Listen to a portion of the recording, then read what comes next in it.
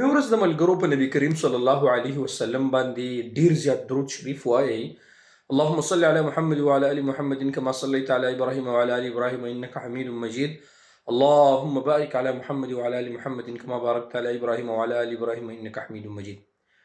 د درود شریف ویلو د ټولو نه غټه فایده چې کوم دا د مرګرو چې د قیامت پر ورځ په نبی کریم صلی الله علیه وسلم د نبی کریم صلی الله علیه وسلم شفاعت بم نصیب شي. یو خبره شو. دویمه خبره دا د مرګرو که تاسو وایئ چې زموږ په رزق کې الله پاک برکت واچوي نو درود شریف ډیر وایي. دریمه خبره که تاسو وایئ چې زموږ زړه ته سکون ملاوي، زړه م همیشه خوشحالي، همیشه په نبی کریم صلی الله علیه وسلم باندې درود شریف وایو، خاص کر د جمعې په ورځ باندې. او نن خو د جمعې ورځ ده نو ډیر زر ځان جومات ته په مخ کې ورسوئ خطبې ده. او نن چونکې د خطبې موضوع چې کوم ده نو هغه په ظلم باندې ده او ما پرون په دې باندې ویډیو جوړه کړې وه. نو لازمي ټوله خطبه د خیره سره واورئ مرګرو، او چې کوم دی نو دې سره سره جومات ته تلو سره چې کوم دی نو په نبي کریم صلی الله علیه وسلم باندې زیات درود شریف وایئ.